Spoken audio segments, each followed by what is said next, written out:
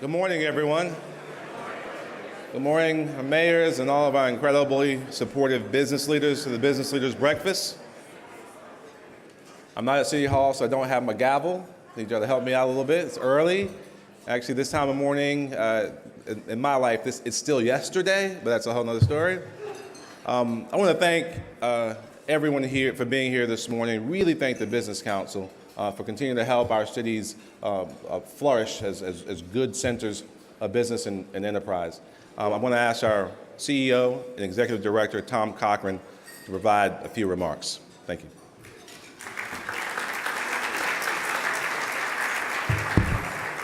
Good morning, everyone. This is day 2. We're still in day 1. We have a total of 137 Business Council members, and we want to thank all of you for providing support to the Conference of Mayors. The business community is very important for us. When we do surveys of what you get out of our meetings, one of the things that comes up real fast is business contacts when you come to our meetings. And so we want to thank you for your support as we go forward. I'm pleased to give you the best practice report that was released in Boston. This is something that we started 2 years ago, Mr. Pepper and Mayor Palmer. And so we released it out at our 86th annual meeting in Boston, and we need your help for 2019. These are examples of best practices of how the business community and the mayors are working together at the local level. Since Boston, we have 22 new business council members. We want to thank you for joining. Can you please stand so we can recognize you?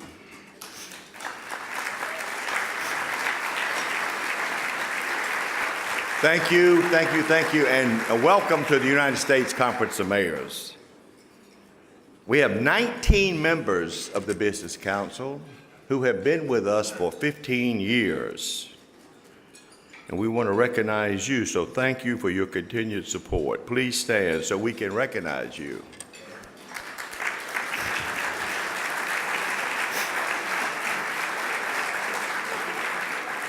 There's silver, there's gold, and there's platinum. You all know what platinum means. It's the best. It's more, and it's stronger. It's more money. So we have 10 platinum members, and we want to recognize you, so we thank you for your support.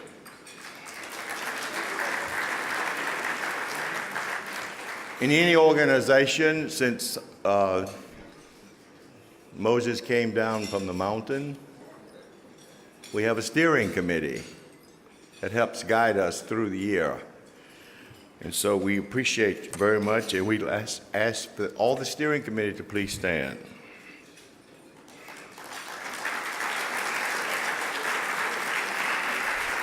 And so now I'd like to call up to the stage, please, Ann Curran and Javier Angulo. So the CGI Communications, Ann Curran, these are co-chairs. We'll first hear from Ann, and then we'll hear from Javier. Ann, please come forward. Thank you. Thank you, Tom. And also our president, Mayor Goodman, who we wish could be here with us today. And I'd also like to thank our former immediate past co-chair, Kimberly Pasquale, who's here with us today. We appreciate all of your leadership so much. Thank you. I'd also like to extend a warm welcome to our new co-chair, Javier Angulo from Walmart. You'll be hearing from him in just a minute. He's jumping right in and doing such an excellent job. So I am excited to welcome our 22 new members. We're so happy to have you be a part of this amazing organization. And mayors, on behalf of the entire Business Council, I do want to let you know that we are here to work with you and provide incredible, relevant solutions to help your cities. In fact, since Tom started this, I'll kick it off again. I would like to have all of our past co-chairs, our Business Council members, and our steering committee members please stand up. Please be recognized. Mayors, these are the people you need to talk to, and it's so refreshing to see all of the collaborations that come out of meetings and breakfasts just like this one. So last but certainly not least, Jerry and Judy, thank you so much for growing the Business Council to 137 members strong. We're so lucky to have you be our leading ladies. So please come by and see me at the CGI Communications booth, and you can learn more about how we are making your State of the City more interactive and how we can increase your viewership. Thank you all so much and enjoy your conference. Good morning, buenos dias. Such a wonderful to be with all of you today. First, I'd like to thank the Business Council Steering Committee and members for electing me to serve as your co-chair and to represent your interests in this conference. Best of all, I get to serve alongside the fabulous Amy Curran, my partner in crime, and thank you so much for holding my hands and making sure that I start my role in the right way. I also would like to thank the staff of the U.S. Conference of Mayors, especially Jerry and Judy, for your leadership and attention, which makes it easier for us in the business community to demonstrate ROI to our bosses. I also want to join my colleagues in thanking President Steve Benjamin, CEO Tom Cochran, and all the mayors for the selfless work you do every day to deliver for your communities. I'm so proud to stand before you and represent a company that has been committed to the U.S. Conference of Mayors as a platinum sponsor for many years. That company, Walmart, and I'm not only here to represent the Walmart you know, I'm also here to represent the Walmart you may not know. The Walmart that is continuously innovating to stay relevant in the fast-changing retail landscape. From online grocery pickup to driverless delivery, we are on a quest to narrow the gap between physical and digital. We are also investing in bringing technology into Walmart academies where we train the next generation of retail leaders. We also continue to grow our e-commerce family, so on behalf of Walmart, Sam's, Jet, Marcloth, Bonobos, Moose Jaw, Hey Needle, Shoes.com, and our latest acquisition, Art.com. Thank you so much for having us here. Thank you, Javier. Javier and I got to know each other on the back of the bus as we headed to Burning Man. And believe me, we were dressed differently and looked differently. Again, thank all of you. The Business Council is very, very important to the United States Conference of Mayors. We thank you, and we look forward to working with you in 2019 and forever. Thank you very much.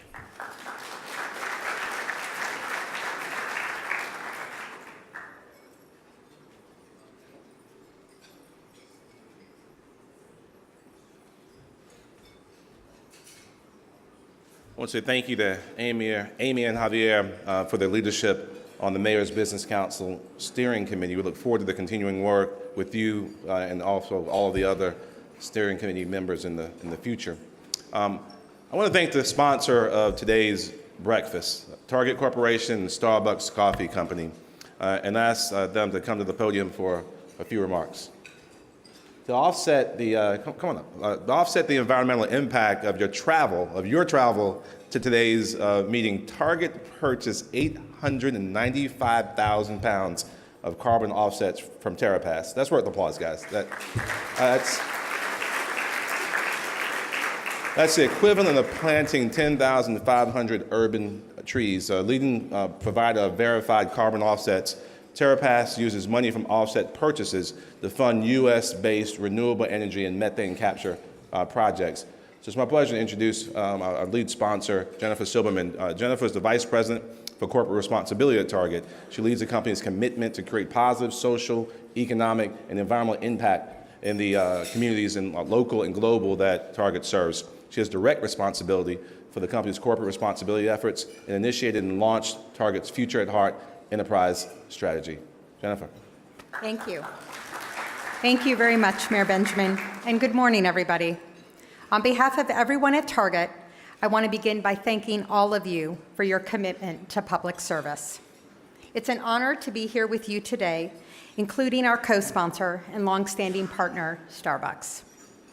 As you know, Target is headquartered in the Twin Cities, so I also want to recognize our mayors, Mayor Jacob Fry of Minneapolis and Mayor Melvin Carter from St. Paul, who are both here with us today. The Target brand was born from the belief that we are more than just a store. We believe in our mission to support and strengthen the communities where we live and work. And we do this by operating a nationwide footprint of more than 1,800 stores, 39 distribution centers in all 50 states. We serve more than 30 million guests a week, and we employ more than 350,000 team members worldwide. And those team members are personally passionate and committed to helping strengthen their local neighborhoods. Last year, Target team members volunteered over 1 million hours in their communities. Now, many of you know of Target's longstanding commitment to donate 5% of our pre-tax profits back into the communities. And that's still a fundamental cornerstone of who we are. But today I'd like to share some other ways where we are investing in your cities nationwide. We built our corporate responsibility strategy around 4 areas of focus: empowering teams, serving guests, fostering communities, and designing for tomorrow. And as Mayor Benjamin said, we call it Future at Heart. It's aligned to support our business priorities, and it's guided by our purpose to help all families discover the joy of everyday life. And it encapsulates our ambition to put the needs of people, communities, and the planet at the heart of how we work today to help us all create a better tomorrow. It's a series of goals and commitments designed to drive lasting impact in our communities. Like our commitment to raising minimum wage to $15 an hour by the end of 2020.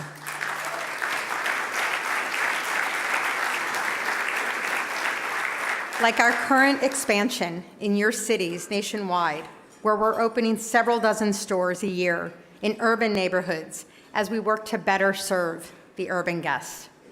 And in stores across the country, we're offering new services, including same-day delivery, drive-up, and other ways to make our guests' lives easier. And we're raising the bar for what guests can expect from a better for you and more sustainable product. We're building positive environmental and social impact into the way we design, source, and manufacture the products that you can buy at Target. And we're growing our assortment of multicultural beauty, food, and toys, as well as inclusive apparel, to ensure that every guest feels confident and empowered to be their most authentic self.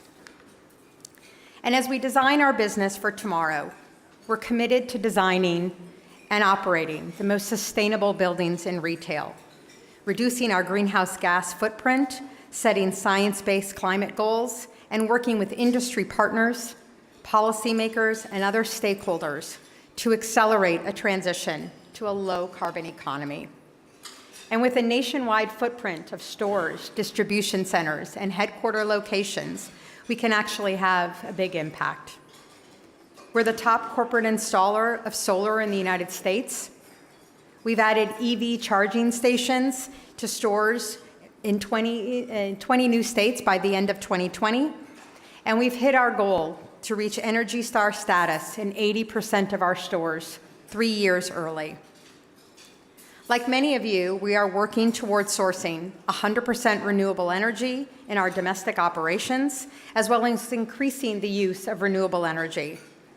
And we also know that water quality, quantity, and access are also issues many of you face in your communities. And we're acting today to reduce water scarcity, support water quality compliance, and address storm water flows. The business case for sustainable design and operations is easy. Ultimately, it makes our stores more efficient and more affordable to run. But we also know there's more to it than that. It also makes us a strong partner and neighbor by helping to conserve the natural resources we all depend on for thriving communities. Working in partnership in communities has been a long-standing guiding principle for Target, which is why today I'm thrilled to announce that we are making a $1 million commitment to the $1 million commitment to the Recycling Partnership to support its new Leadership Summit, 50 Cities Driving the Circular Economy, taking place in Chicago later this year. as well as providing ongoing infrastructure grants to communities in need. We were the first retail partner to join the Recycling Partnership in 2016, and our investments have helped the Recycling Partnership provide households with infrastructure, tools, and resources they need to make recycling easy, accessible, and a more seamless experience. Today's investment is just another example of our commitment to support equitable and efficient recycling access to all single-family residents, especially in rapidly growing cities where new homes may lack service. And it also continues to include our support of the expansion of multifamily recycling opportunities, all in an effort to help democratize recycling and build more resilient, healthier, and sustainable cities. I want to thank you again for your partnership. We are working right alongside your staffs in your cities to best serve your constituents, who are also our team members and our guests. And we're proud of the progress that we've made together, providing jobs, opening and remodeling stores, volunteering and investing in your communities, and I'm excited for what we can do next together. Thank you.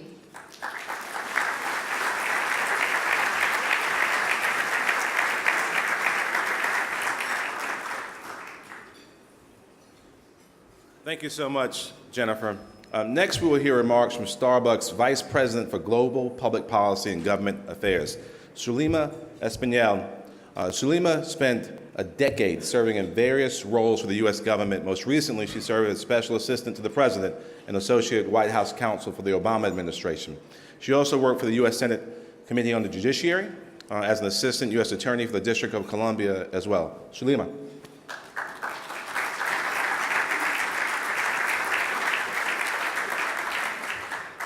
Good morning. Thank you so much. It is an honor to be here with such distinguished guests. I want to talk today about one of the themes of this conference, the concept of inclusion. Since our beginning at Starbucks, we have striven to be a different kind of company, a company that is driven by our mission and values. Our mission is to inspire and nurture the human spirit, one person, one cup, and one neighborhood at a time. It is our mission and values that drove us to be one of the first companies to provide comprehensive health care to all of our employees, who we call partners. It is also why we provide full college tuition to all of our partners, including those who only work part-time. It's why we are proud to ban the box, because we believe that people should not be defined by a piece of paper. It's why we are proud to support our DACA partners and stand for all dreamers.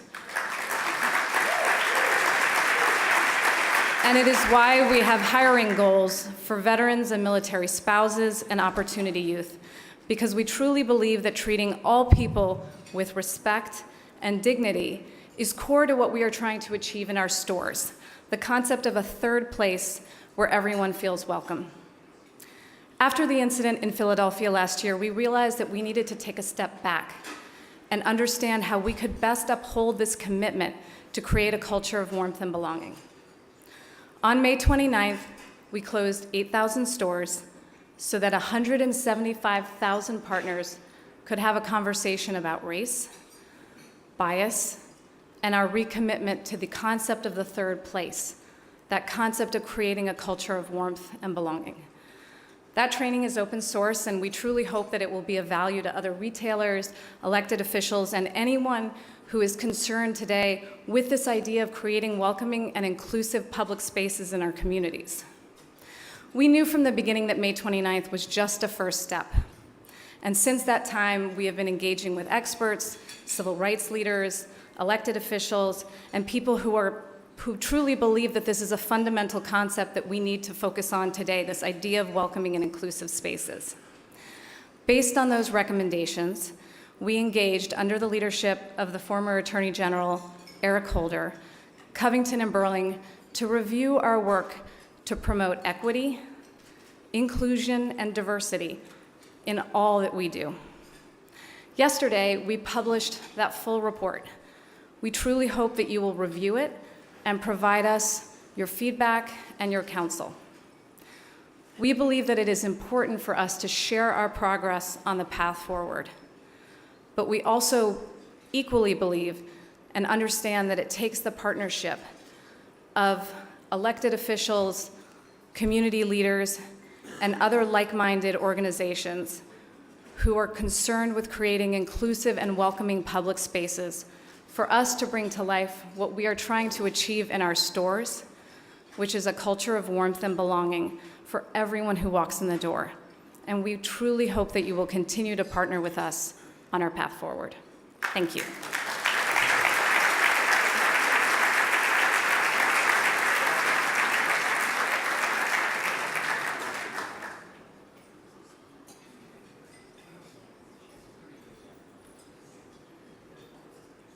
I want to say thank you, Shalima. We are now honored to be joined by the U.S. Secretary of Education, Betsy DeVos. Secretary DeVos serves as the 11th U.S. Secretary of Education. She's been involved in education policy for nearly 3 decades as an advocate for children and a voice for parents. She's especially passionate about reforms that help underserved young people gain access to a quality education. And we've asked her to join us this morning to provide an update on her work as Vice Chair of the President's Task Force on apprenticeship expansion, as well as other Department of Education priorities, particularly as they relate to preparing young people for the workforce of the future. Thank you for being with us today, Secretary DeVos. And as you can see, the Secretary went through extraordinary means to make sure she was here with us today, so we are very much appreciative of that.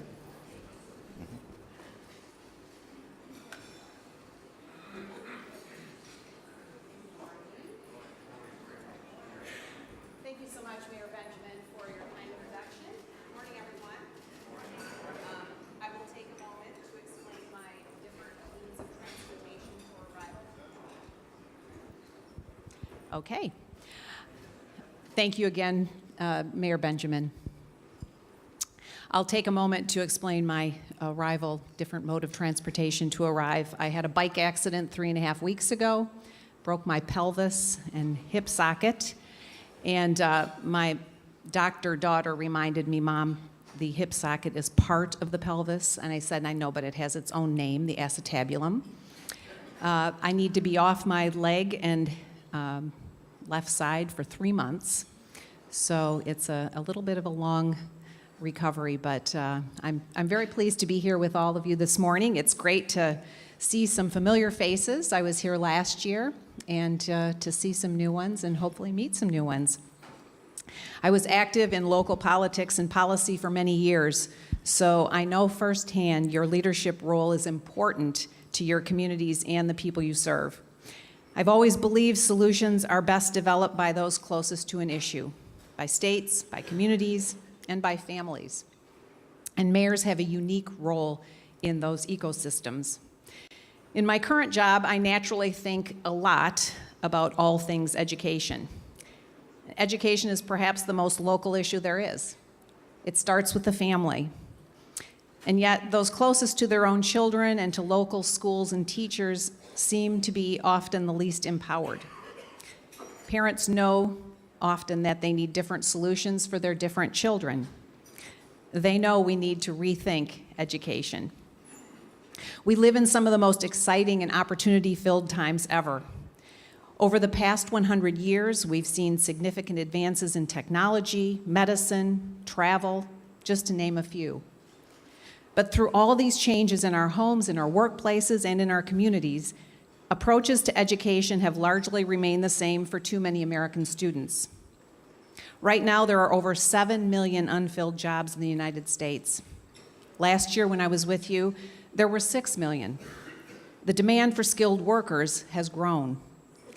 And looking ahead, consider the reality that the majority of the jobs today's students will do in just 10 short years haven't even been invented yet. Despite a booming economy with record low unemployment, employer after employer reports they cannot find enough qualified people to hire. I'm sure you've heard the same.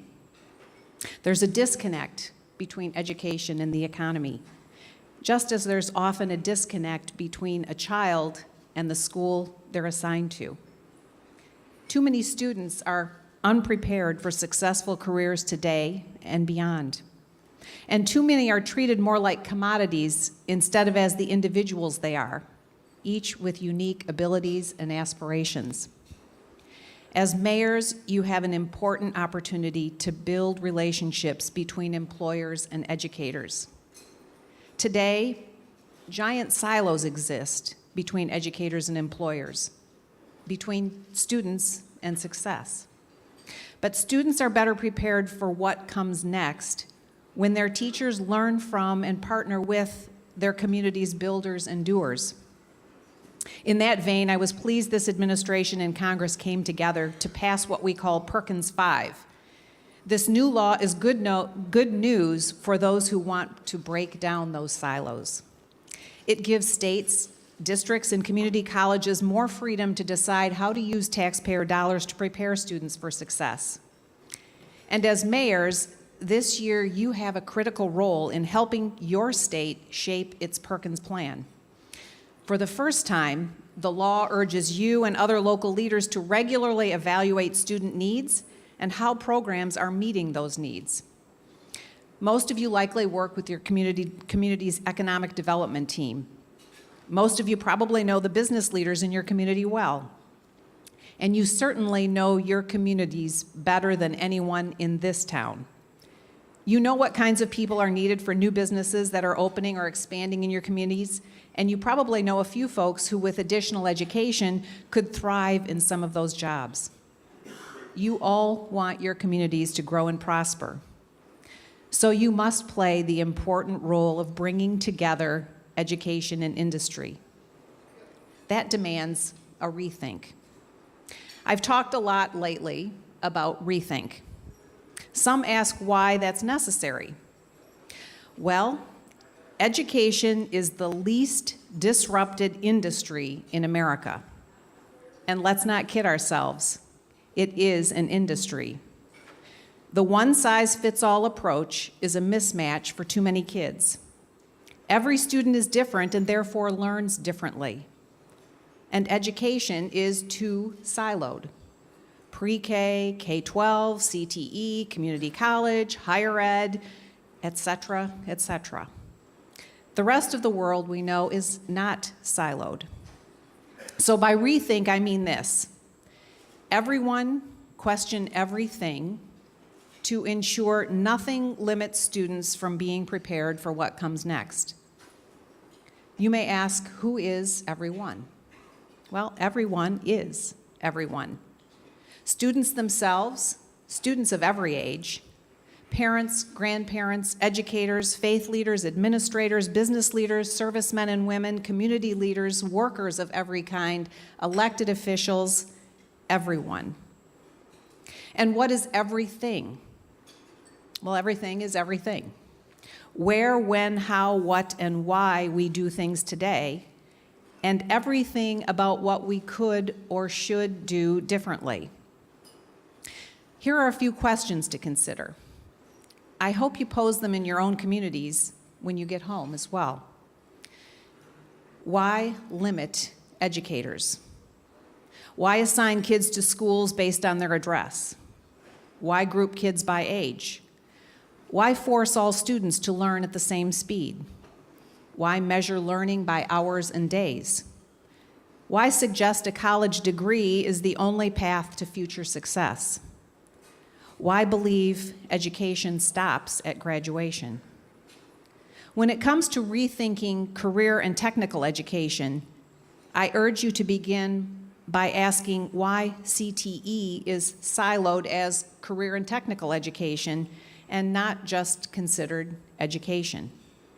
By that I mean CTE is not a destination, nor is it a consolation prize.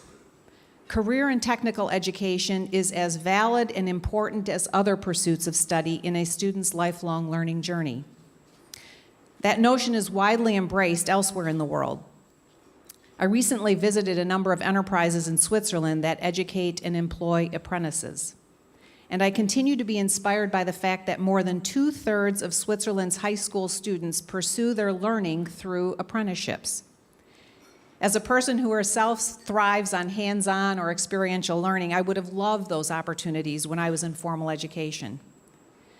One important lesson from Switzerland is that business and community leaders don't ask for approval from government to partner with educators. They identify needs and proactively take steps to address the needs of their communities and their lifelong learners. You don't need a permission slip either. And many communities are already figuring this out. Let me share just a couple of examples. Penta Career Center in Perrysburg, Ohio. The name for the center comes from the 5 different counties and 16 districts it partners with to prepare students for regional business needs. Students can graduate with a high school diploma and several certificates in a wide variety of work-based learning opportunities. They aren't limited by location or building. They're given the freedom to grow, explore, and learn in ways that work for them. I think also of dual enrollment efforts like the one at Lorenzo Walker Tech in Naples, Florida. Students there earn a high school diploma and an associate's degree simultaneously through partnership with Florida Southwestern State College, a great head start towards successful careers. At Harper College outside Chicago, I was impressed by the non-traditional apprenticeships, like ones in banking, insurance, and supply chain management. These kinds of apprenticeships are common in other parts of the world, but they aren't yet here. They need to be. Then there's Mercedes and B.F. Goodrich, which partner with Shelton State Community College in Tuscaloosa, Alabama, to offer students excellent opportunities to upskill in their current profession or start a new one. Employers and educators working hand in hand to develop stronger community in every sense of the word. These examples are encouraging. Students need more of them, many more. Employers need them too, as do educators. Most importantly, your communities need them. Ultimately, we must expand our thinking about what education actually is, as well as resist the urge to expect all students to follow the same track. Some of you may have seen Congresswoman Virginia Foxx's piece in the Wall Street Journal last month. By placing descriptors like vocational and technical in front of the word education, Congresswoman Foxx wrote, we generate misleading thoughts about education. Perhaps the most misleading descriptor, Congresswoman Foxx wrote, and I agree, is training. Animals are trained. People pursue education. So there should be many education pathways because there are many types of students with many different interests and many kinds of opportunities with varying requirements. And we can't kid ourselves to think we're supporting multiple pathways if the road to a traditional four-year college degree is well paved and other legitimate education opportunities are rutted gravel roads. Careers are like highways, after all, not one-way or dead-end streets. Highways have off-ramps and on-ramps. Students should be able to exit easily for a time to learn something new, then re-enter the highway at an on-ramp of their choosing and change lanes as needed. I know it's easy to get lost in papers, programs, and plans, but let's not lose sight of why we're here. I recently met a young woman from Minneapolis named Isabel. Isabel apprenticed at a company called Bueller, earning her high school diploma and some income. She worked with engineers and experienced a variety of jobs within Bueller.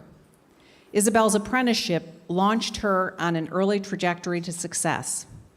At 21, Isabel owns her own home, her own car, she has her own health care plan and 401k, and she recently earned a job offer to move and work in Switzerland.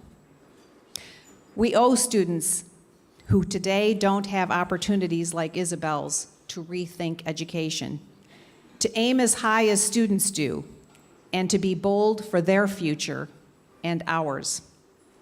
So let's keep students, all students, at the center of every conversation and everything we do. Thank you for everything you do to serve your communities. Thanks very much.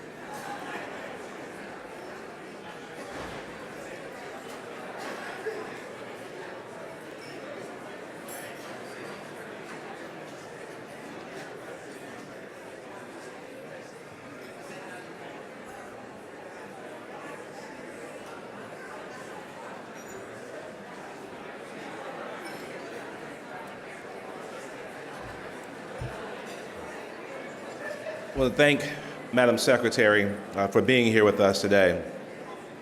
Now I'd like to welcome Rosanna Maeda, President of the American Hotel and Lodging Educational Foundation, to the stage. Rosanna is going to be moderating our next panel, which includes Orlando Mayor Buddy Dyer, Dallas Mayor Mike Rawlings, and Boston Mayor Marty Walsh. The AHLA Educational Foundation has a strong legacy of providing opportunities to the current and future workforce in America's cities. The foundation has been working hard to bridge the growing jobs gap by training opportunity youth for jobs in the hospitality industry. With the help of these three mayors, Rosanna will walk us through some of the foundation's work in this regard and the impact it's having on cities all across the country. Rosanna?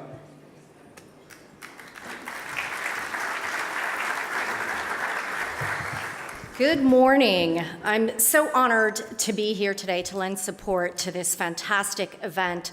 Just a little bit about the American Hotel and Lodging Association. So we have nearly 26,000 members, and that includes all the big brands that you know and love, but also all the bed and breakfasts and everyone in between, the independent hotels and the small business owners. There is a hotel in nearly every American city, and each one supports at least 250 jobs. A single hotel can make the difference to growing a community. The ripple effect is strong. More jobs, more wages, more spending at other local businesses, and more tax revenue. For years, hoteliers have partnered with mayors who are a critical link, as you all well know, in growing and strengthening our cities and creating a more vibrant tomorrow. That's why I'm so excited to be here today to announce a new AHLA campaign. Hospitality is working. At its core, hotels are about people, the 8 million people whose jobs we support, and the millions of guests that we serve every day. The Hospitality is Working campaign underscores what we are doing proactively to support our workforce, protect our employees and guests, and invest in our communities. As part of this commitment, I'm proud to announce that we are funding and awarding another $500,000 in grants this year to 5 high-demand cities to train and promote young adults. Opportunity youth, those individuals who are not going to college, but who want a career with a promise.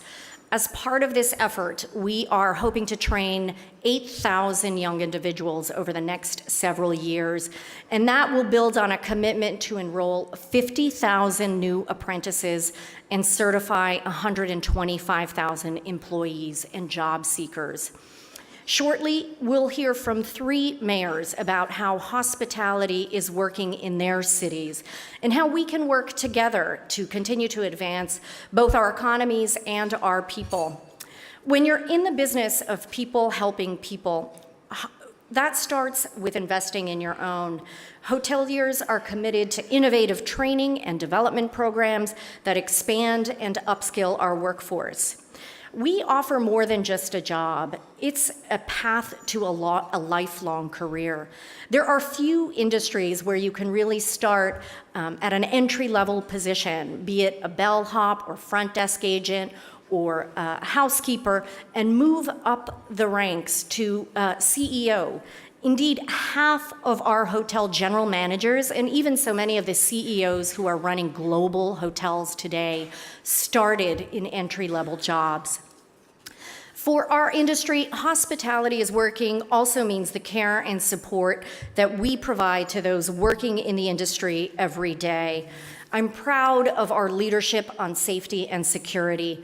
As an industry, we are continuously reviewing and updating our policies and procedures and investing in new technologies designed to keep both our employees and guests safe.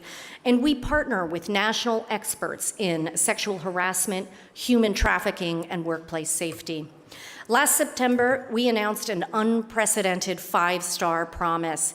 By 2020, some 20 hotel brands across the United States will provide employees with safety devices, and they will also have pledged to adopt enhanced policies and trainings and resources to prevent and better respond to sexual harassment and assault.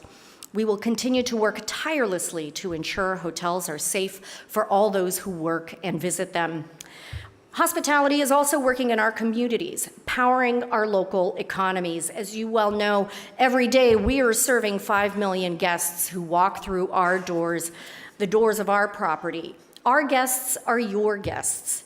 We are honored to be a part of welcoming them to your cities, spurring that economic spending and tax revenue that helps your communities stay strong.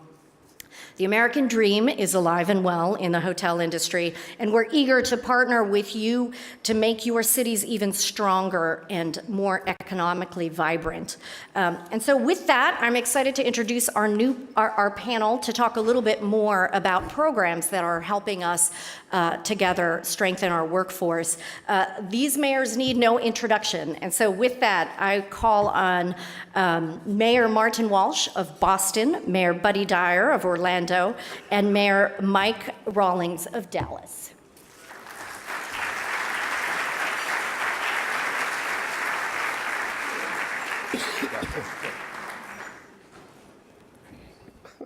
Well, good morning, gentlemen. Good morning. Can you hear me?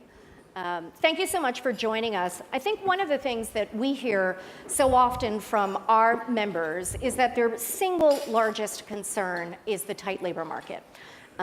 That's why our foundation is doing all we can to strengthen our apprenticeship programs and invest in retraining our employees. And you're each doing programs like that in your communities. Let's start with you, Mayor Rawlings. What are some of those programs? Tell us a little bit about how you're upskilling your workforce and some of those programs that are working so well.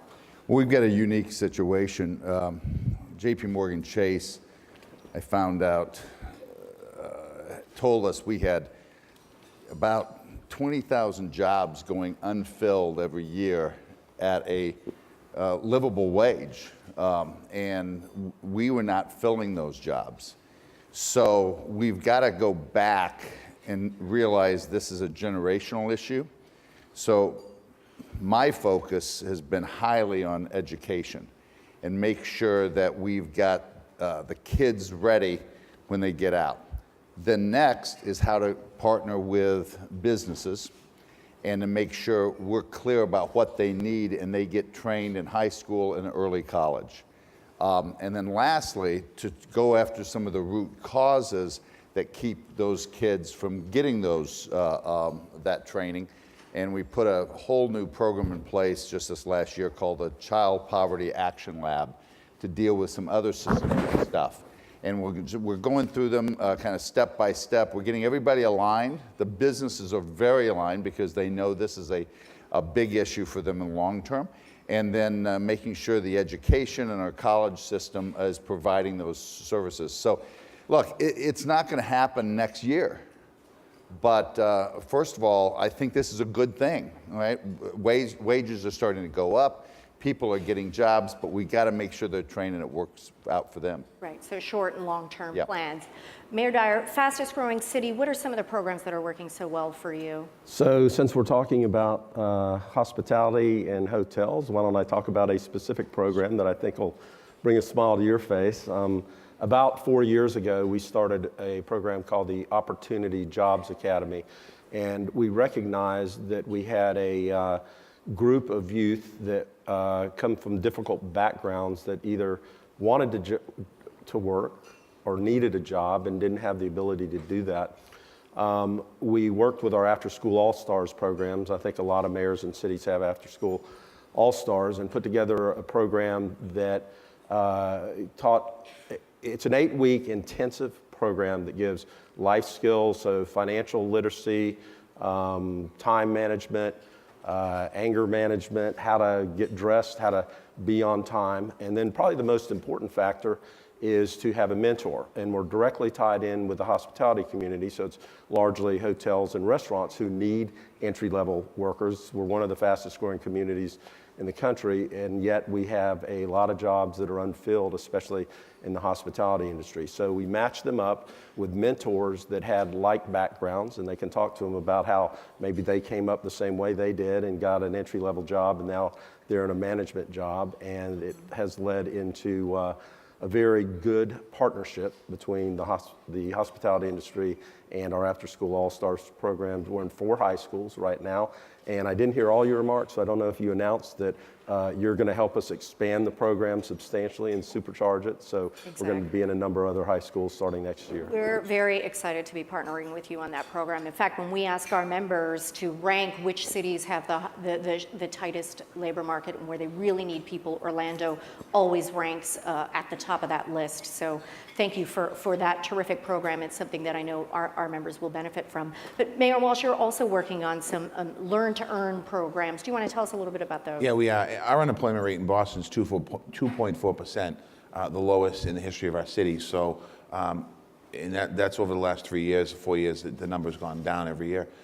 One of the things that our hotel union did, Local 26 in Boston, is partner with hotels to create basically an apprentice program. It's called Best Corporation. And basically it's a job training program to recruit and retain people in the industry around hospitality. And when it started, people weren't really sure what was going to happen with it, but we're running the numbers. There's an 85% retention rate of keeping people in the hospitality industry in the city of Boston that go through the BEST program. And also, it's expecting and really appreciating the wages of our workers as well. I mean, I think that's something over the years in the hospitality industry was talked about here on the stage. Some of the lowest wage workers in the country, where our hotels are paying them a little more, better defined pension plan, health care, and that helps you as well with the industry, because hospitality in Boston, as all 3 cities, is so important to our economy. Right. And to keep these folks working in these hotels for consistency in the hotels, but also making sure these jobs are full, it's a win-win for the city. Right. That's you hit upon a great point. I think one of the sort of misconceptions is that the hotel industry has low wages, but I think on average our industry has higher wages because we need to keep and retain that talent. And I think the other thing that we're trying to tell youth is, look, you can start at the entry, at the front desk, but within 3 months you're already getting promoted because there is such a greater need. And so we do provide that training. I think that's one of the things that You want a great example of that? Sure, absolutely. The president of Walt Disney World started in a kitchen job, entry-level kitchen job, and is now the president of Disney. The CEOs of Hilton and Hyatt also started in entry-level jobs. We have so many of those amazing stories, and I think that's something that we're trying to really promote, because you want people to feel like they have a career. And to that point, Mayor Rawlings, I mean, you spent some time in the private sector, CEO of Pizza Hut, hospitality industry, restaurants. I did not start making pizza. Okay. Okay, good to know, good to know. But as part of Made a few. as part of that role, you put a premium also on training and upskilling your workforce. What were some of the things that, why was that, first of all, and what have you taken from that onto what you're doing in the city of Dallas? Well, first of all, I think that you've got to understand as a business person that, and just like being a mayor, that the people that touch your customers, all right, for mayors, it's the visitors, Right. they are your brand. And that's what people are going to think about your city and how they interact with that brand. And so if those employees don't understand the brand message and understand what we're trying to do as a city, it's going to be a disconnect, whether they're an Uber driver or whether they're someone at the airport or at a hotel. And so making sure that you cascade that training through the organization is so critical. Now, we've got some barriers, okay? And so that's why these programs are very important. I'm very proud that the hotel industry has one of the biggest sponsors of my Mayor's Intern Fellows program. We get kids that are sophomores and juniors in high school working in hotels, and they see this industry, and they see a door open up to them, and they start learning that culture right there. Each of our cities has a culture, and it's important that's there. And we've got a lot of work to do in that, but training is everything. Okay, duly noted. Mayor Dyer, 72 million visitors a year. Let's talk a little bit about the impact of growing and expanding travel and tourism, both Orlando, Boston, big tourist destinations, not, Dallas as well. But talk a little bit about what you see as the keys to success in developing more tourism. Well, we were well positioned to come out of the recession. We added more jobs than just about anybody in the country, but it was because we have such a rock solid hospitality tourism industry. We've grown double digits in visitors over the last 5 years, so we're up to 72 million. We'll probably surpass 75 million this year. So we try to tell the story of the other part of Orlando. Orlando, you don't know the half of it, the tech side and the business side, but everybody in this room knows Orlando for Disney and Universal and SeaWorld, right? So that's our brand, and I'm going to segue off of what you said, Mayor. We call it the Orlando experience, and we have to have the frontline employees, the desk clerks, the bellhops, the valet, give people that Orlando experience. And I think one of my favorite events I do the entire year is called the Pineapple Awards, and the Central Florida Hotel and Lodging Association honors those frontline employees. The hotels nominate people, the best people in their frontline services, and I make it a point to never miss that. I take a picture with every single one of them, and it is just a very great experience for both them, but more importantly for me. Right, right, and you can't underestimate how important the guest experience is, both going to a hotel, but also coming into a city. What is that like, and how that fosters even more sort of organic growth naturally. Mayor Walsh, you fostered an act to create a statewide commission on tourism. That was a bold decision. Talk a little bit about the impact you're seeing, why you created that commission. I mean, I think it's important when you have a city like Boston, we don't have Disney, but we have other attractions, obviously, historical attractions. We have a lot of conventions. We're a big convention city. So what we try to do is try and create a commission that will attract big events to our city or small events to our city. We were talking backstage a minute ago about different philosophies and people and bringing different events to your city. But tourism is an important part of Boston. And for me, I view tourism as a place where people come to our city and they get a chance to, whether they come on a tour or they tour around the city, it might be an opportunity where they want to come back and live here and work here somewhere down the road. So it's a way that I use to want to promote the city in creating and proposing a statewide office on tourism as well as sports entertainment. Is really about looking differently at that industry and putting, training workers is important, building more hotels is important, but if the hotels aren't full, people don't want to build them. And it's important for us to, I think, as an economy, to really capture that tourism. Not necessarily just local tourism or national tourism, but international tourists. That's something I think that's really important, because for every $100 spent on lodging, $221 are spent in the local economy. And you think about that as a revenue generator, that is so important. That is so important for us. And there's some pushback at times. I was telling Marty that, we've got folks that don't think the tourism business is important, the convention business is important, because it messes up the city. And it's like, if you really want to be a global city, if you really want to be a welcoming city, you want to welcome everybody, especially people with money. Right, exactly. And you have to be able to do both. Yeah. And I can tell you there's nobody in our city that has pushback on tourism. Right. And I'd be remiss if I didn't say another impact. We have a 6% tourist development tax, bed tax, and it generates almost $300 million a year, and it allowed us to build a new performing arts center, a new arena, renovate our football stadium. So the tourism. Football? We have the Pro Bowl next I know Sunday. you do. We can't be in it. We're Come playing. on down. None of us. Tom Brady can't be there. Okay. Predictions at the end if we have time. Well, so let's switch gears a little bit. I mean, here we are, Washington, D.C., longest shutdown in history. It's impacting different cities in different ways. It's impacting our industry. Our members are feeling it. But when you go out and you talk to your constituents, employers, small business owners, what are some of the concerns that you're hearing, Mayor Rawlings? Well, that we're going to screw this up. I mean, Dallas is growing. It's never grown faster on such a large base in the last decade. And we're in a very special place. Our biggest issue is the issue you talked about, which is making sure we fill the jobs at good wages. And now suddenly we're decided that we're going to just, we're going to pull off the side of the road and have a couple of drinks, it seems like, okay?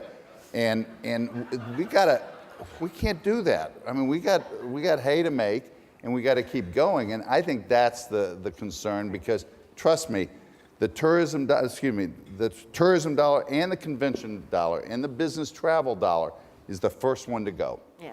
Those businesses just shut it down and say we can cut back on G&A a little bit, and all of a sudden everything starts to trickle down, and we're right on that edge, and we got to be very careful on both sides, and we've got to figure this out. On the tourism side, it's filling those jobs that we've been talking about. I don't think I can talk to a theme park or a hotel that doesn't say, if you could give us workers, we have jobs that we can fill. On a bigger picture, other employers, it's probably workers with technical skills and the need of soft skills. I was at a truck center the other day, and they told me that if they could find them, they could hire 30 mechanics tomorrow that they would pay somewhere between $25 and $40 an hour to. They just simply can't find those skilled workers. My concerns are, I think, first and foremost for the workers who are shut out because of this. That's affecting people.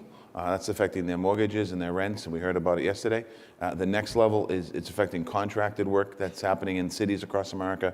That workers are still working, but they have their recs won't be paid because if the government doesn't open up.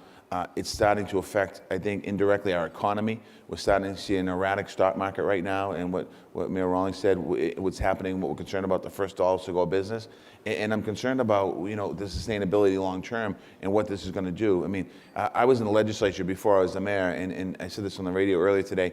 In 2002, we had a downturn. In 2008, we had a downturn. In a very quick manner, in 2008, we had to cut, I think, $6 billion out of the state budget, and we had a rainy day fund of about $2 billion. Boston's in a strong fiscal position right now, AAA bond rating. We have reserves, but in a down economy, we might be able to manage for a year or two, but the rest of our city doesn't manage. That unemployment rate goes from 2.4% up to 4 or 5%, up to 6 and 7%. And now we're not just talking about 1,300 federal employees in the city that can't pay their mortgage or their rent. We're talking about tens of thousands of people that can't pay their mortgage and rent and causes other problems. So this shutdown has to be resolved. It has to be resolved now. And I'm hoping a lot of us are talking to our partners up at the Congress about it. Yeah, and the industry, industry and business community working together to also urge lawmakers to end the shutdown. Well, your as industry is possible. very Industries- sensitive. I mean, the Exactly. hospitality industry is very sensitive. When we talk about building a new hotel, you have 3 people saying, do we really need that hotel? You're going to fill it. And that's why the Sports Commission and the commission we're doing is we want to fill those. So again, your industry is probably the most sensitive that we deal with on a daily basis in Boston. Right. Well, let's we have time for one more question. So looking ahead to the rest of the year, tell us a little bit about something that you're very excited about that's coming up in your city. Mayor Rawlings. Well, one of the things that I think we've got to figure out how to do is get the lowest paid workers up the pay scale. All right, Right. those rags to riches stories. To me, that is everything. Otherwise, it's just going to offshore accounts. It needs to kind of trickle down and get to everybody. To do that, we don't have the programs that I think we need as much as we're being called on. One idea that I'm going to try to work on is English as a second language is very important in your industry, as you know. And they don't have time to learn how to speak English and mother and work and do all the things necessary. So here's what your industry needs to do for me, okay? They need to pay those folks for a certain period of time 1 extra hour of work. We will come in and we will provide English language tutoring, okay? And in a matter of 6 to 8 weeks, you would have a much better employee, okay? We would have much better citizens, and they would get raises. So that's kind of something I'm working on. So we have a lot of hotel owners in Dallas. We We'll do. come and talk to you We'll do it. post-panel. Mayor Dyer, what about you? What are you excited about this year? Well, one of the things, and I'll relate it back to hospitality, our university, our community college, our state college have always been supportive of our industry cluster in hospitality, created the Rosen School of Hospitality at the UCF level, one of the 2 best probably in the country. Valencia is our state college, and we're borrowing a little bit from Phoenix, and we're taking the 70 acres where our old arena used to be and creating something called the Creative Village. And University of Central Florida and Valencia are bringing downtown campuses. So we haven't had a college or a university in our downtown, but what Valencia is bringing is their hospitality school, and they're creating a world-class Walt Disney World culinary center, but they also are going to be teaching frontline and giving opportunities to learn right at a front desk, and then internships through the course of all that. So I'm extremely excited. Those 2 campuses will both open in August of this year. Fantastic. 7,000 students downtown. Congratulations. Let me, I have 27 seconds. Let me just say, on behalf of all the mayors in this room, to all the staff that's serving our food, cooking our food, cleaning our rooms, opening the doors for us, thank you for what you do here in this hotel. And I think what I'm most excited about in Boston is just keeping us moving forward and on the issues that we're working as mayors here in this conference and mayors across America, working collectively together to improve our cities, share best practices, and continue to move onward and upward. That's great. And win Well, a Super Bowl. Thank you to each of you for everything you do to serve and strengthen our communities. And on behalf of AHLA, we thank all of you for everything you do. you. Your partnership is so critical to our success, so we're very grateful. Thank you. Thank you. Thank you.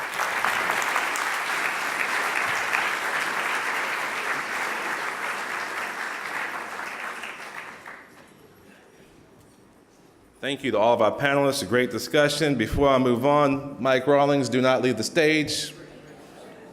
Come on back over here for a second, brother. Mike Rawlings has served as mayor of Dallas for 2 terms.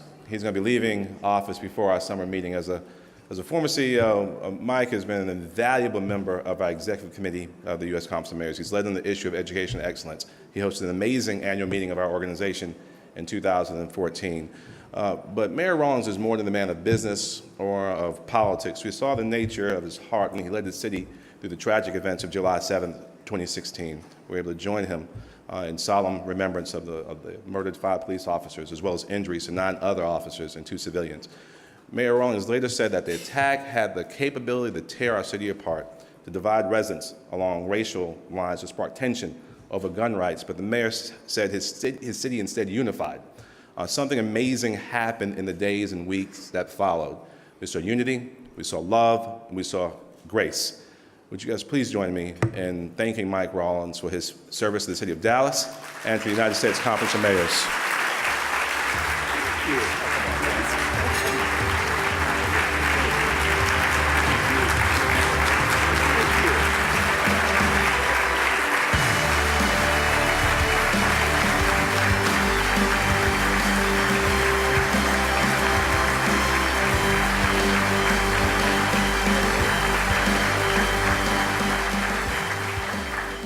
Thank you, Steve. One of the abilities of this organization is to hire great leaders, and we've got one here. I just want to say thank you. This has been a great time of my life.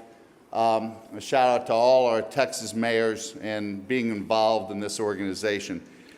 Thank you each for deciding what I decided to do, that there is a worthwhile life in public service, and we need this in this country. We are the weaving that holds our basket strong in America, and we always speak the truth. God bless you guys. Thank you.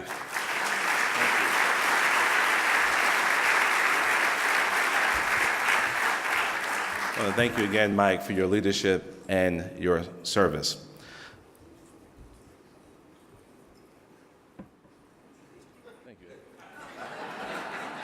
That's not for me, and it is water.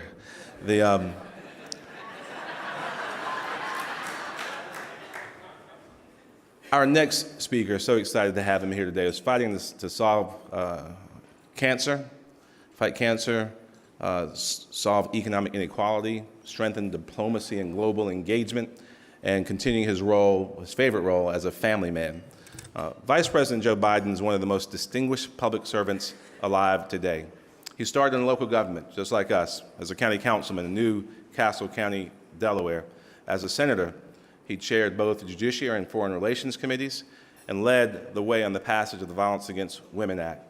In 2008, Joe Biden had the honor of being selected as President Obama's vice president, stood side by side with the president on helping America come back from the worst recession since the Great Depression, passing the Affordable Care Act, repealing Don't Ask, Don't Tell, and so much more. Among other efforts, he currently chairs the Biden Institute, a domestic policy institute at the University of Delaware. Last month, the university announced it's renaming the entire public policy school in the honor of Joe Biden. Please.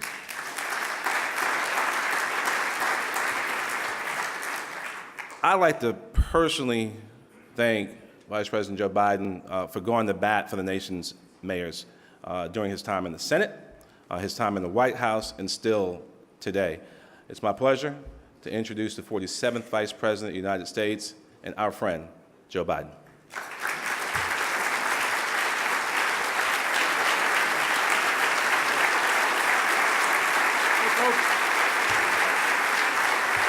How are you? Great to be back. I have to salute the mayor of Boston, who's right in front of me here. Thank you very much. You're very kind. You must have been sitting a long time. That's why you're standing, but thank you. You know that famous phrase I remember as a student reading about Adlai Stevenson running for president. He had a famous phrase. He said, "Flattery is fine as long as you don't inhale." It's great to be back with you. I've been with you many, many times. I want to say thanks to Steve. Steve and I have known your chairman, have known each other for a long time. He's done one hell of a job in Columbia. And, I was a local official. I ran for the United States Senate because being a local official was too hard. Y'all think I'm kidding. I'm not kidding. They know where y'all live. They know where you live. And you affect, not a joke, you affect, how you doing, man? How are things down in Kentucky? The fact of the matter is that you affect the quality of life. and you're viewed as the person most responsible for the quality of life in your city, more than anyone else in politics, more than anyone else in government. You know, picking up the garbage, making sure it's picked up is not Democrat or Republican. It's not a matter of whether or not if the streets aren't safe, it doesn't matter what your politics are. And if you don't have good schools, people are in trouble. And you've been, the whole world has sort of dropped on you. I look at, I want to thank Mayor Barnett and Mayor Fisher for their leadership at this conference and enabling me, inviting me to speak here today. And maybe it's just an Irish thing, but you know, this guy Walsh is okay too, the fourth one guy leading it, a great, great personal friend. And you know, I've worked, I've made it, and this is not hyperbole, from the time I was a councilman to as vice president, I don't think there's anybody who's worked more closely with the mayors without being a mayor. And I mean that sincerely, because you are, the cities of America are the heartbeat of America. They are the economy of America. Everything about what kind of nation we are can be determined by looking at our cities. The rest of the nation is really important, to state the obvious, rural areas, suburban areas, but the heartbeat of the country are the mayors. And everything lands on your lap first instance, whatever it is, whatever it is. And so I've been to more conferences than I can count, and I've always learned something when I've come. And it's not hyperbole. I've been to probably 30 or more mayoral conferences, and I've always walked away, and I'm not trying to be nice to you because, you know, no one ever doubts I mean what I say. The problem is I sometimes say all that I mean. So no one's ever accused me of being coy. But I've always walked away impressed, and no more so than as vice president being able to work with you. You know, when you may remember, some of you, that when the recession hit, I said this is the most significant economic crisis in American history short of a depression. And it really was. And it turned out to be exactly what we thought it would be. And in 2008, some of you weren't in office, a few of you were, a lot of you weren't, but a few of you were. And you may remember that the economy was in absolute freefall. Families lost over $16 trillion in personal wealth. There were nearly 4 million homes that were lost. And people who would find that they were in their home, they had never missed a mortgage payment, everything was going fine, but all of a sudden they found they were upside down because property values had dropped so much because of the 3 foreclosures on your block, and your home was worth less than you owed the bank. And there were foreclosures that way too. And they all happen in your streets. They all happen. I spent an awful lot of time as vice president. The president gave me the honor, and it was an honor, of doing what we could to revive Detroit, in particular Detroit, because it was bankrupt at the time. And you know, it's you all went through hell, but and we were losing 700,000 jobs a month. Now my deceased wife, who was a brilliant woman named Nelia, she had a great expression. She said, the greatest gift God gave mankind was the ability to forget. And my mother would say, oh, that's true, otherwise a woman would only have one child. But all kidding aside, the good news is, and it is good, we've forgotten how bad it was, particularly for our cities a long time ago. And so we went out, and the automobile industry was bankrupt, and we wrote and passed, with your leadership, and it's not hyperbole, we passed the Recovery Act of 2009. And it literally saved us from sliding into a depression. Even conservative economists now have acknowledged without that infusion of $836 billion, the single largest program in the history of America, maybe in the world, not a joke, of infusion of capital, saved us from a depression. And it was the single largest investment ever made. And so I made the mistake that sometimes your staff may make with you. I'm Vice President of the United States. I had the President and I, every single week, had a private lunch where we could talk about whatever we wanted to, from our families to holler at each other, and we were like, all kidding aside, like brothers. I mean, it was completely open relationship we had. And so one day I went in, and with the help of a brilliant staffer named Ron Klain, I laid out how I thought we should handle the Recovery Act. I never did it again. He took the memo, said, "Great, do it," and slid it back down the dining room table. But I did the first thing I did, and it's just to remind you of where we've been and what you can do. I went to you. I went to the mayors. I spoke to over 200 of you. And over that period of time, in groups of as many as 30 or 40 on a phone, to 1 or 2 alone. And the truth of the matter is that you are the reason why the mayors, and to some extent, but not as much the governors, are the reason why we came through all this. The reason I'm telling you that is that we're in a situation now where, as a couple of my friends out there that I see that work in our administration know, is that this is a pretty dysfunctional town, to state the obvious. I know that's a shock to hear somebody say that, but here's the deal. The more dysfunctional this town has become, the more consequential local officials become. Not a joke. It's a reality.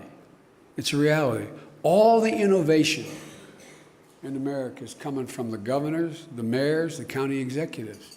It's coming up. It literally is bubbling up. It's the reason why we haven't seen much, in my view. And I know, look, I get in trouble. I read in the New York Times today that that one of my problems is if I were to run for president, I like Republicans. Okay, well, bless me, Father, if I have sinned. But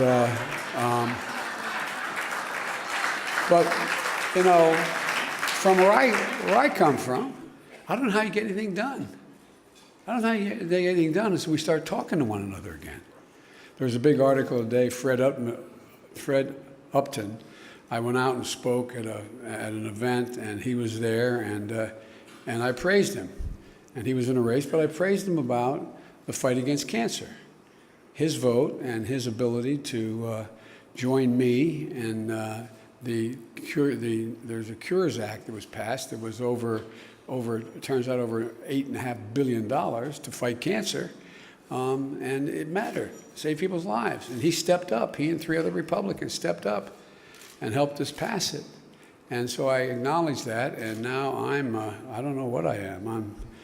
Anyway, the point of the matter is that at your level, where the rubber meets the road, I don't find a lot of distinction between the problems Republican mayors face and Democratic mayors face. We have different philosophies, but we want to get things done. And at the time when this god-awful recession hit, it wasn't just that your infrastructure was in shambles. It wasn't all the things that and the impacts on employment in your cities and the like, but your schools were shutting down. Remember you couldn't pay your teachers. Remember there were thousands of school districts that were in real trouble. They were talking about doubling the size of classes because there was not enough money to keep the teachers employed. So we came along in that act, and Barack and I actually sat down and wrote that in the interregnum period to try to figure out how to change government a little bit. We decided that we put $97 billion into the schools, the single largest infusion of money in education any single time in American history. $97 billion. But it kept your schools open. It kept their education from falling behind and losing a year or 2. But the point I'm making is that you guys did it. It saved 368,000 teachers' jobs, but you implemented it. You implemented it. And that we invested $48 billion. $48 billion in infrastructure projects. We rebuilt 42,000 miles of highways and 2,700 bridges. I remember getting a call from, at the time, the governor of Pennsylvania, Ed Rendell, talking about 2 cities which were literally divided by a stream or a creek and a bridge you couldn't cross with a fire engine. So people were losing lives. It took another 25 minutes to get around and get to where the fire was, and it was only, if you could cross the bridge, a matter of 5 minutes. And so, but you were the ones that came forward with the ideas that were needed to revitalize your cities. And we had a thing called Tiger Grants, $5.1 billion for 421 projects. The money went directly to mayors, directly to their communities, because one of the things we wrote into the law was you didn't have to go through the legislature to get this. You didn't have to go in and have it divided up 75 different ways. It went straight to the mayors, straight to the mayors. In St. Paul, Minnesota, Mayor Carter knows one of those grants helped the Union Depot and revitalize it, the hub of public transportation in that city. It was a $35 million grant, but since that grant, the mayor and his successors and everyone in that city, it reopened and it added $2.2 billion in private investment. It leveraged $2.2 billion in private investment that's flowed into those neighborhoods. It's a different part of town. I don't know whether Mayor Duggan is here, but if Mayor Duggan from Detroit is here, he can tell you what's happened in downtown Detroit by minor investments by the federal government that had phenomenal impact on what it was able to attract.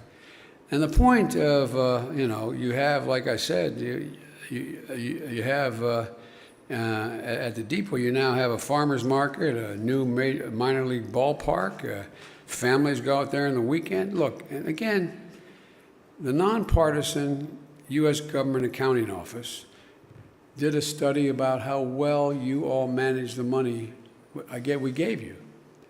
Less than 0.2% was wasted or was fraudulent. Less than 0.2%. The largest government program in history with less than 0.2% waste, fraud, or abuse in the program. Now, okay, Biden, why are you going back on this, this magical, mystical tour here, about what happened before? Well, we worked together.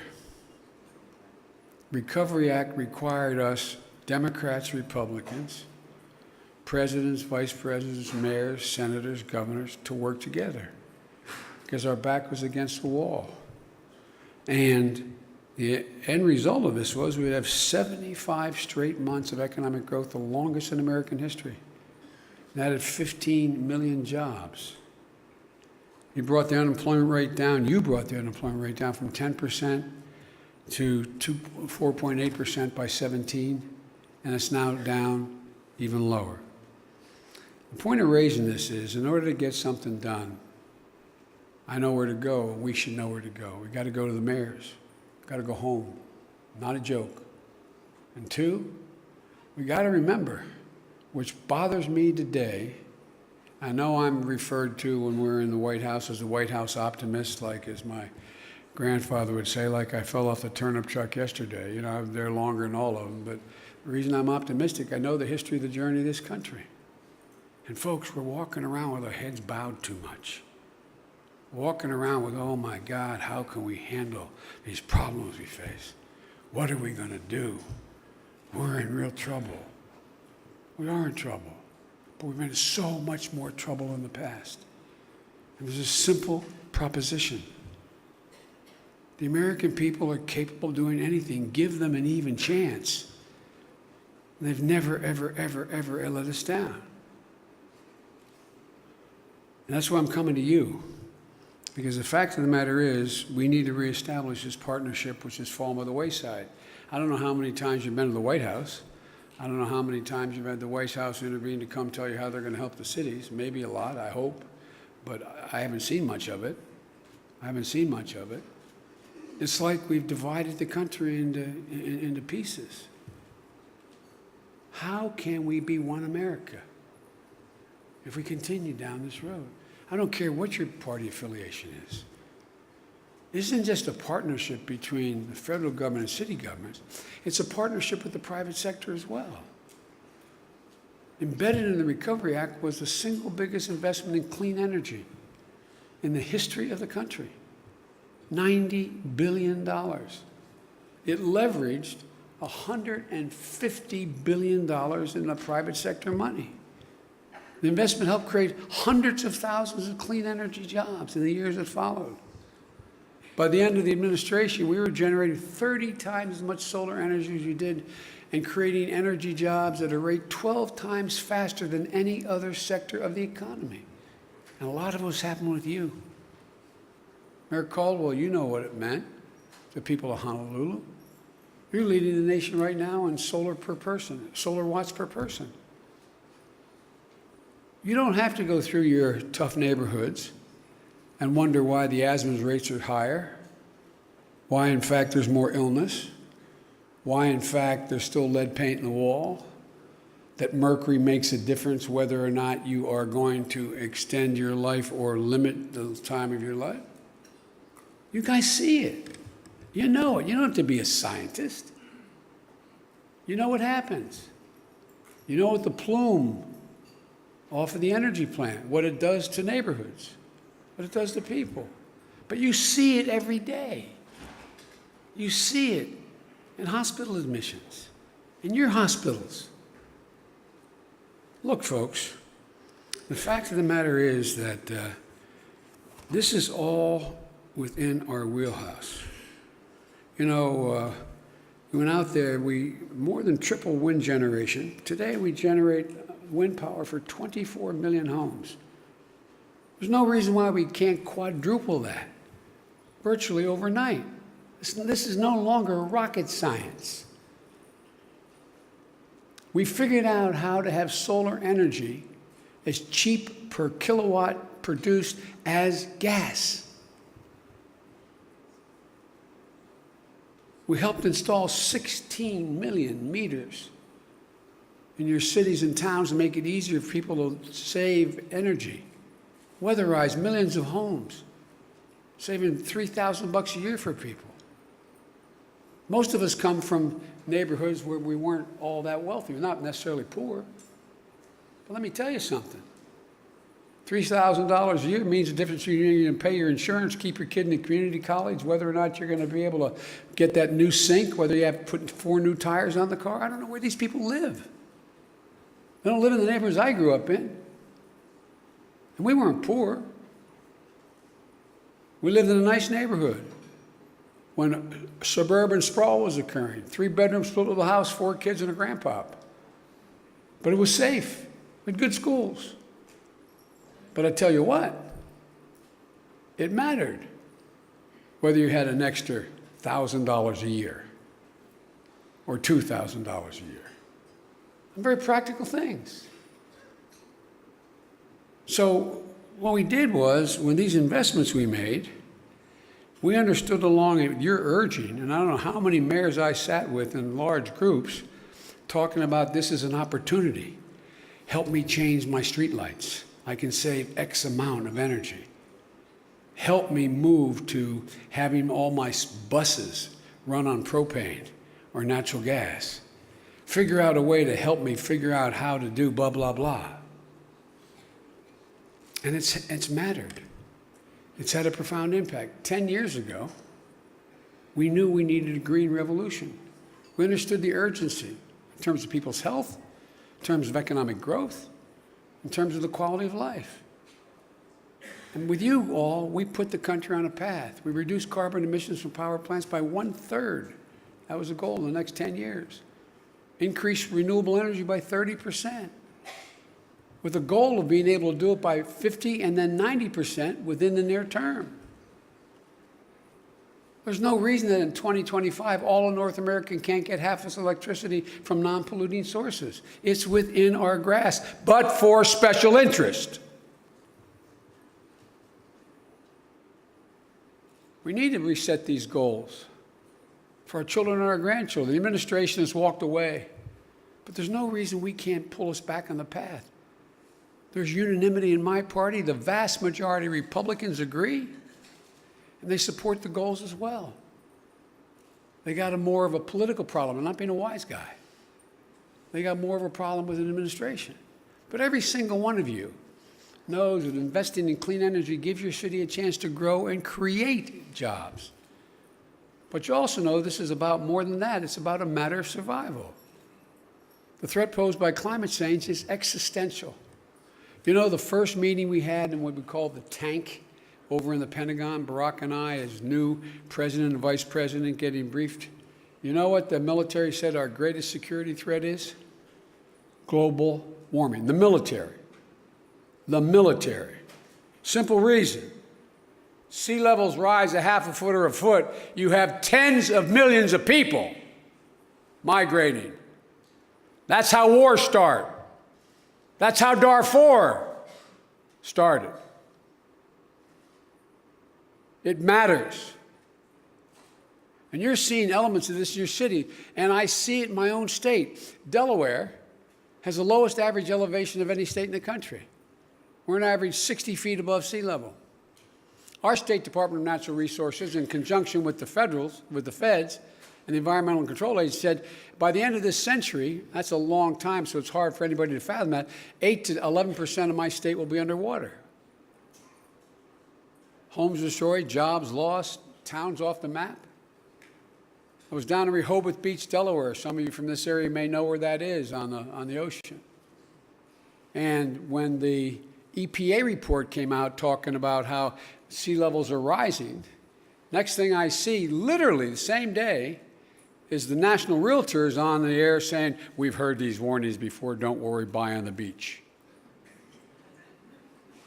Not a joke. So folks, this is real. I don't have to tell you that. But the fact of the matter is that you're on the ground every day. You see it. Hurricanes, droughts, wildfires, mudslides.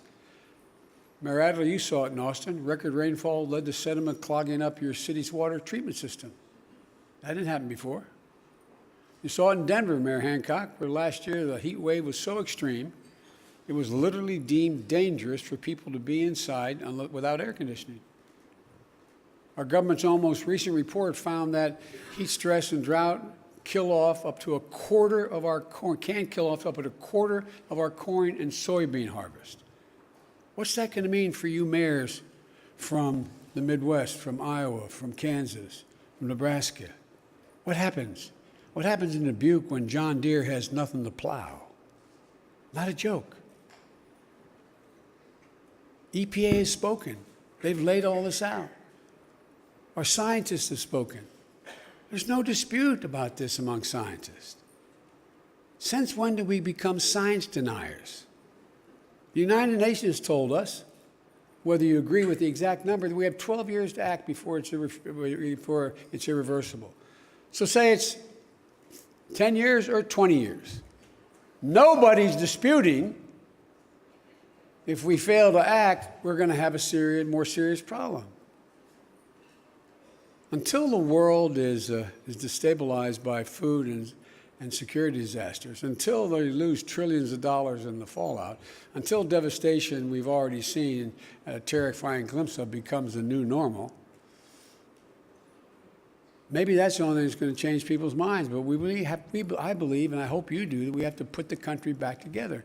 When we pulled out of the Paris Climate Agreement, 400 of you said, not us. Republicans, Democrats said, not us, not my city. We're going to meet the standard. Governors across the nation said, not us, we're not going to do it. When we established the first ever limits on carbon emissions from power plants, double fuel economy standards of passenger vehicles of 54.5 miles per gallon by 2025, would have saved families and businesses and cities almost $2 trillion. These are economic models, $2 trillion. One of the proudest achievements of our administration was lead the passage, and Barack did it, of the Paris Agreement, which prompted every single country in the world to commit to reducing greenhouse gases. Every single one has but us. Every country in the world. In the last 2 years, this administration has walked away from the progress we made. They've walked away, but you've stepped up, as I said. The United States We backed out of the agreement, but 400 of you said, no, no, not me. Conference of Mayors survey last fall, you all did. 57% of you said you plan to take action in 2019. 100 cities and towns have committed to transition to renewable energy, total renewable energy. They say that move away from fossil fuels, renewable power is within our power. It's equivalent of taking 26 million cars off the road, 30 coal-fired plants. Now I'm beginning to sound like the wonk I hate. But look, the point is, this is really important, and it's within our power.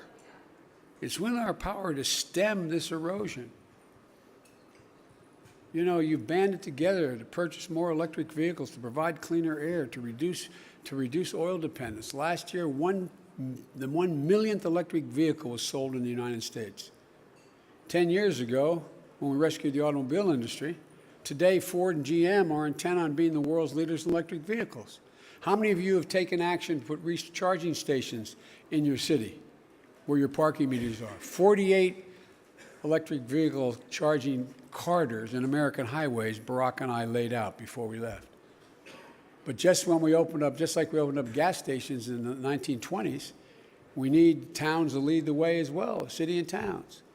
Mayor Brown is getting it done in Buffalo. Who's going to step up next? We need leaders to understand this is the most urgent priority facing the nation, and that will be judged by our children and grandchildren what we do today. And you deserve a strong federal partner. This nation cannot continue down this blind path. We cannot ignore science. We cannot abdicate our duty to lead the world.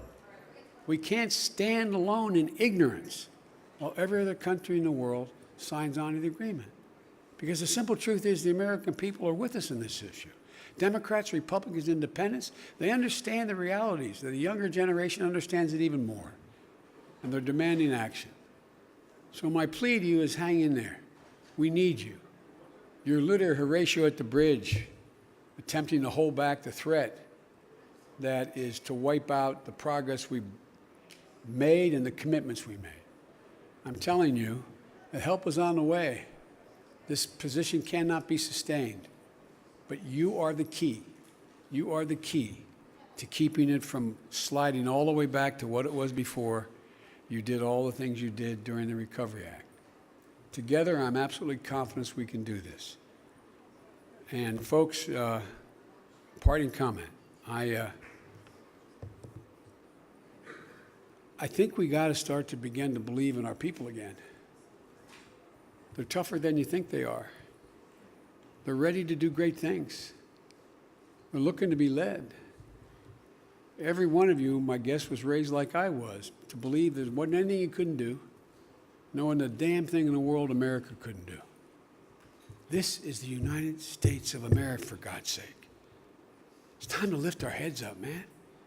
Not walk around staring at the ground. And take these on. This is all within our wheelhouse. And you've demonstrated more than any other group of elected officials in the United States of America.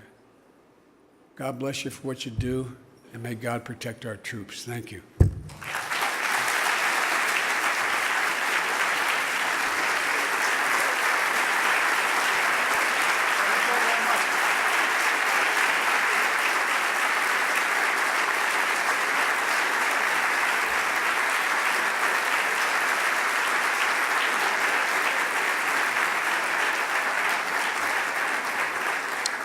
I want to thank Vice President Biden. This session is adjourned, friends.